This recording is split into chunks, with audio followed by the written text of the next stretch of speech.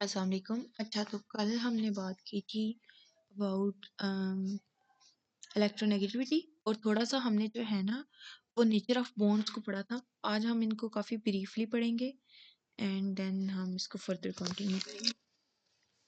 अच्छा, तो सबसे पहले हमने कल बात की थी कि इलेक्ट्रोनेगेटिविटी डिफरेंस क्या होता है, डेल्टा ई एन। तो उसकी बेसिस पे बॉन्ड कैसे होती है। अब बेटर है कि आप इसका एक चार्ट बना लें। सबसे पहले हम इलेक्ट्रोनेगेटिविटी डिफरेंस की बात करेंगे और फिर बॉन्ड टाइप एंड नेचर। तो ये एक रफ सा जो है वो स्ट्रक्चर बनता है। अच्छा, सबसे पहले कि 0.4 और लेस, तो इस केस में ये होता है कि हमारे पास जो बॉन्ड है वो कोवैलेंट होता है, लेकिन नेचर जो होती है उसकी वो नॉन पोलर होती है। नेक्स्ट वी हैव 0.5 टू 1.8, तो ये कोवलेंट होता है एंड इट्स पोलर, यानी कि इसके पोल्स बने हुए हैं। पोल्स के बारे में हमने लास्टली बहुत ब्रीफली डिस्कस किया था इस चीज़ को।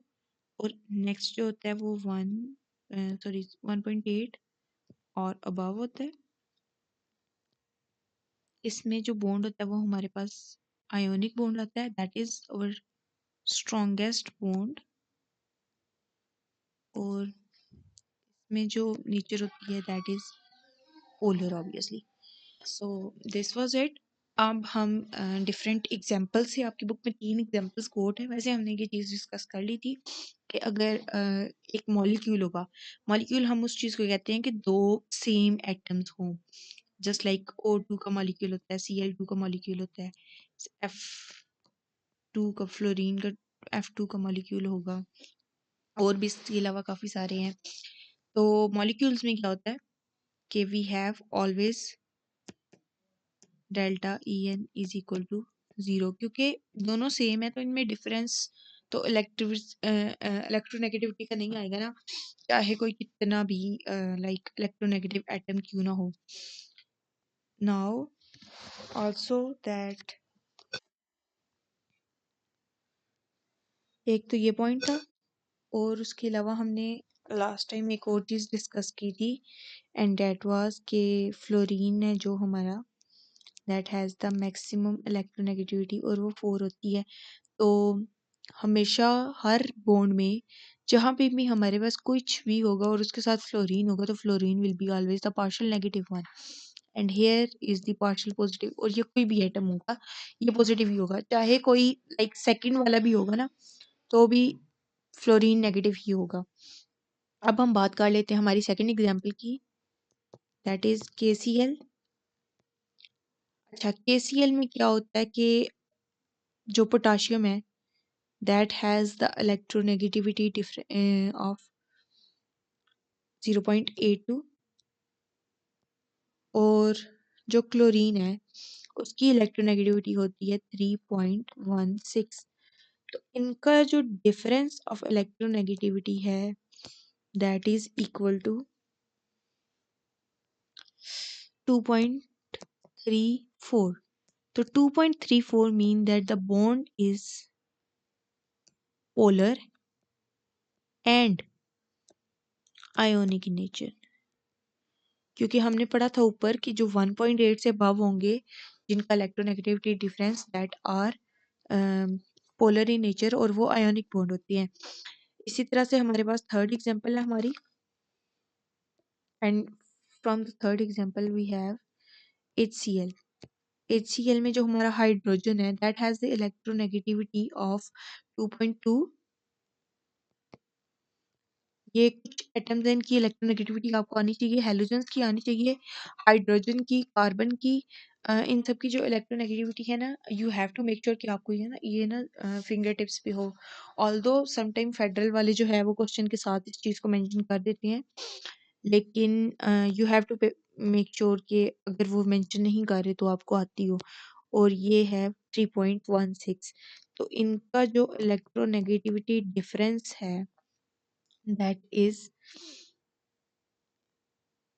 2.2 से अगर हम 1.6 निकाल 3.6 निकालें तो इट्स प्रोबेबली 1.04 या सॉरी दैट्स 0.96। तो ये जो है ये ग्रेटर है sorry this bond will be polar and covalent. ये हमारी सेकंड कैटेगरी का बॉन्ड है बिकॉज हमने पढ़ा था ऊपर के जिनकी इलेक्ट्रोनेगेटिविटी 0.4 से 1.8 तक होती है that are polar and covalent. तो अगर आप इनकी कैटेगरीज बना के इनको याद कर लोगे तो आपके लिए ये बहुत इजी हो जाएगा। आप मेमोराइज करना। Next we have our covalent character of a compound. तो कोवेलेंट करेक्टर यही होता है कि जो हमारा कैटाइन है ना वो पोलराइज कितना है, तो जितना वो पोलराइज होगा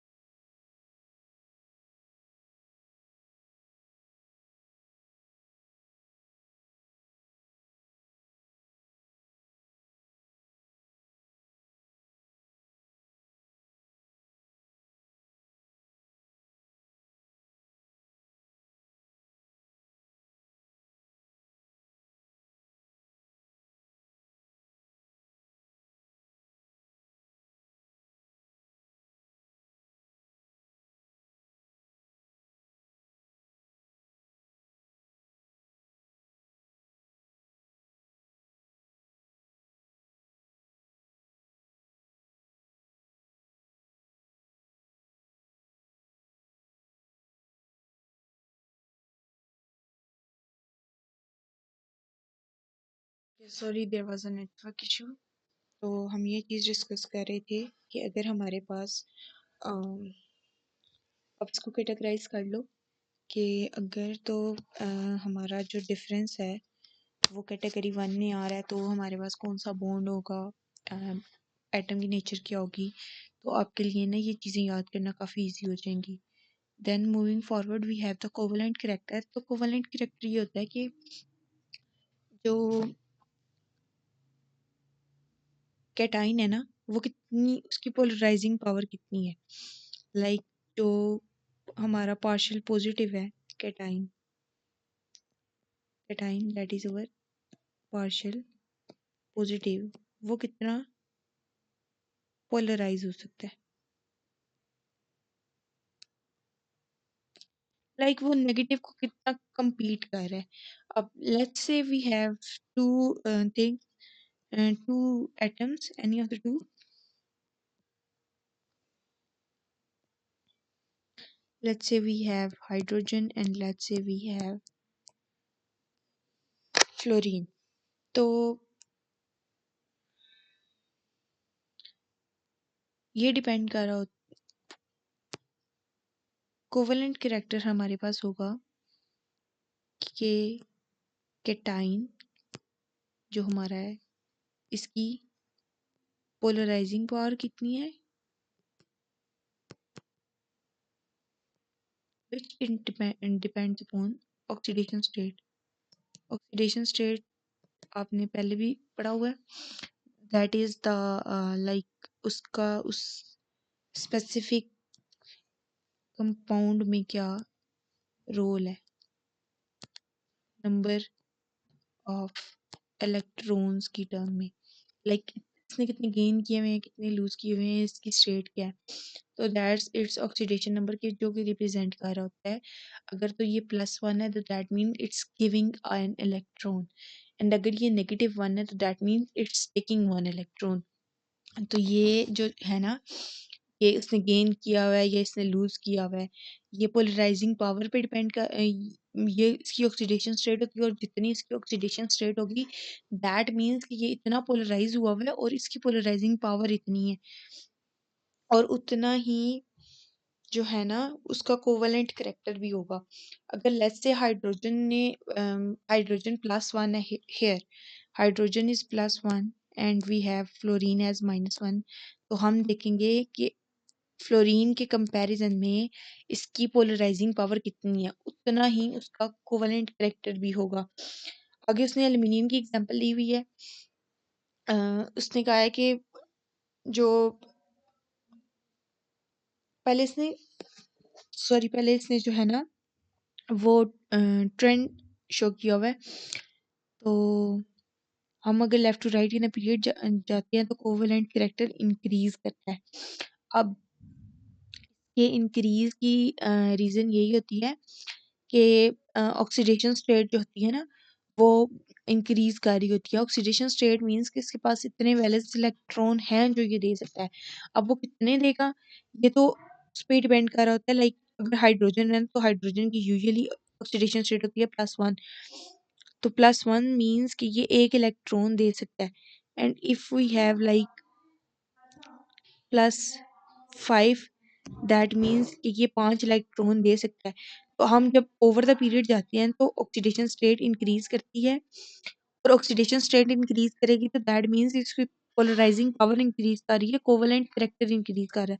सो all these things are directly proportional, कि एक चीज डिपेंड कर रही होती है दूसरे पे और दूसरी डिपेंड कर रही होती है तीसरे पे। तो दैट्स हाउ इट वर्क्स। अब उसने एल्यूमिनियम की दी है, एल्यूमिनियम मोर कोवेलेंट है देन मैग्नीशियम। अब अगर हम इन अ पीरियड बात करें तो पहले हमारे पास Na आता है, फिर Mg आता है और फिर एल्यूमिनियम आता है।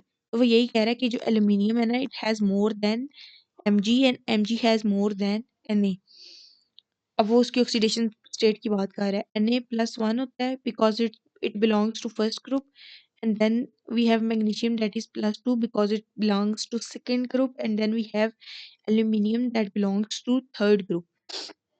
So that's how it works. और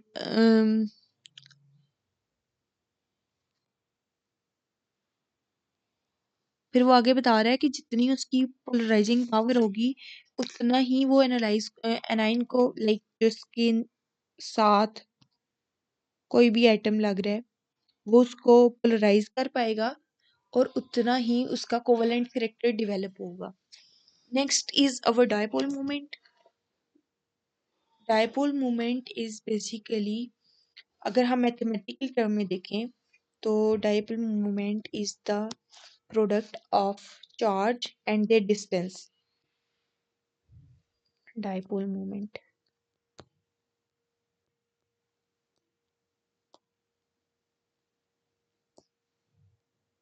इसको हम इस सिंबल से प्रेजेंट करते हैं, इसको हम म्यू भी कहते हैं, and it is mathematically equal to charge into distance.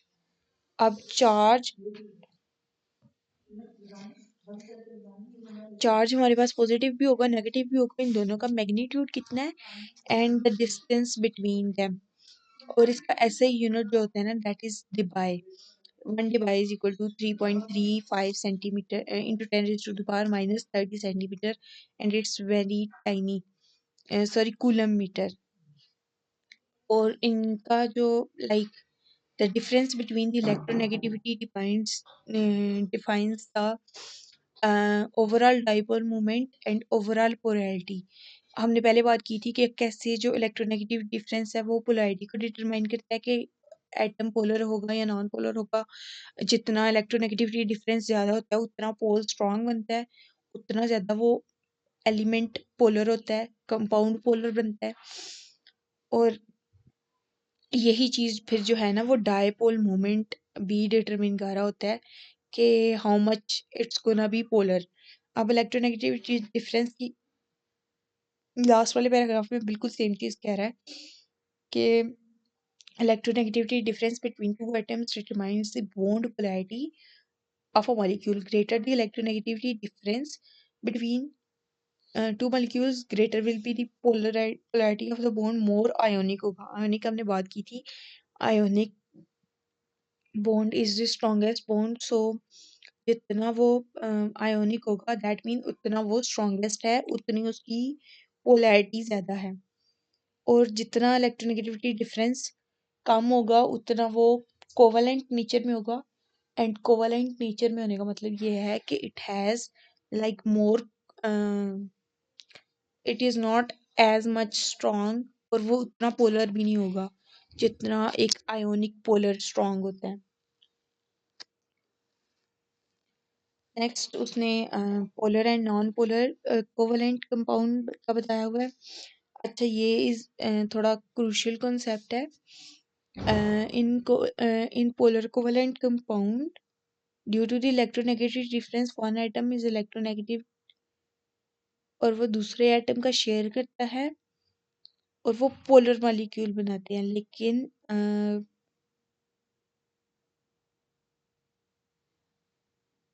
उसने कार्बन की एग्जांपल दी हुई है. Carbon sorry CO2.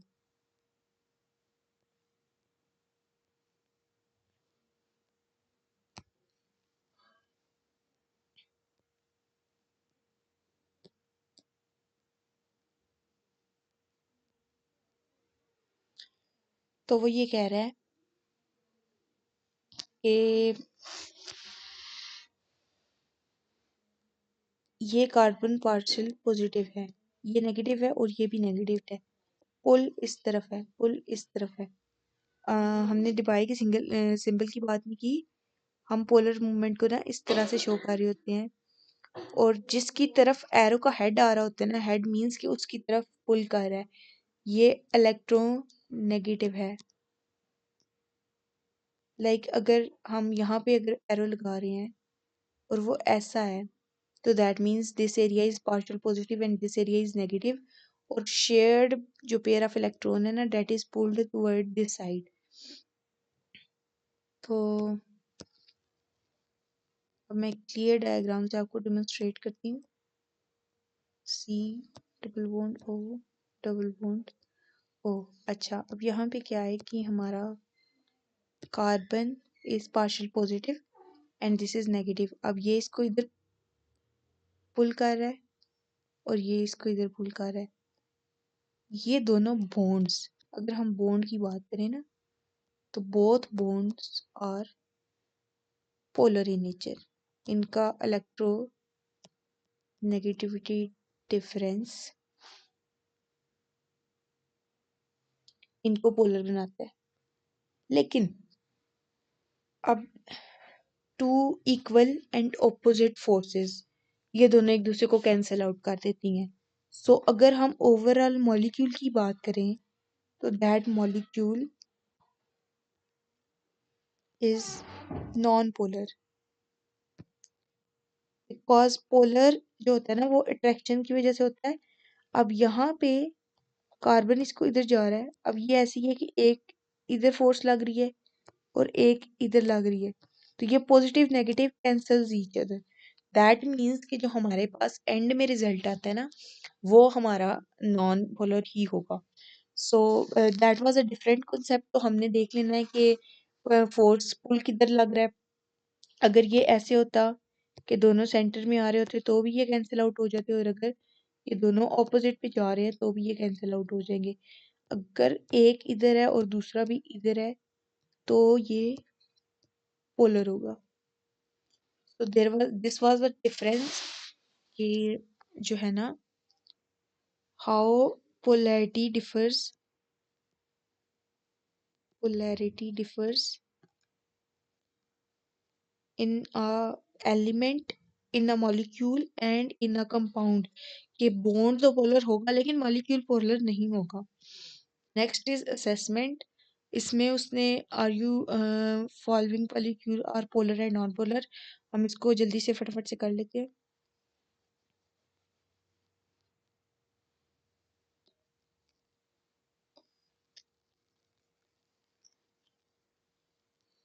Okay, so if we see example number one,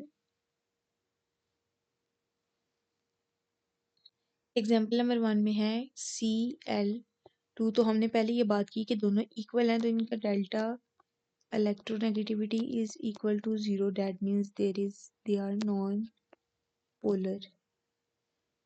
Then we have hydrogen fluoride. अब हाइड्रोजन की जो इलेक्ट्रोनेगेटिविटी है उसने ऊपर दी हुई है, that is 2.1 and here is 3.4, sorry fluorine की 4 है। तो इनका अगर हम इलेक्ट्रोनेगेटिविटी डिफरेंस कैलकुलेट करें तो we'll get 1.9 approximately, that is 1.9। तो वो जो होगा पोलर होगा एंड आयोनिक होगा। Then we have a V shaped molecule sulphur dichloride, sulphur और इसके साथ Cl एंड Cl।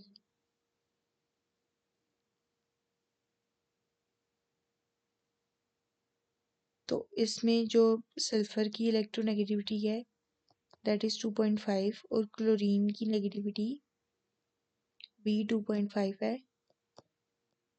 तो दैट मीन्स कि इनके दरमियान ये नॉन पोलर है और ये भी नॉन पोलर है, तो ओवरऑल मॉलिक्यूल नॉन पोलर होगा। There is no polarity difference. Sorry, sulphur dichloride, mistake. Sulphur dichloride में सल्फर क्लोराइड क्लोराइड क्लोरीन 3 है, सल्फर 2.5 है and we got 0.5 difference here and 0.5 difference here, so the electronegativity is 0.5। that means कि bond हमारे पास non polar होगा। then we have the two others, आप इनको पढ़ लेना, अगर कोई भी इशू हो तो we will discuss it। that was all for today। अगर इसमें कोई भी confusion हो तो you can ask about it। कोई भी इशू हो। that was all, thank you।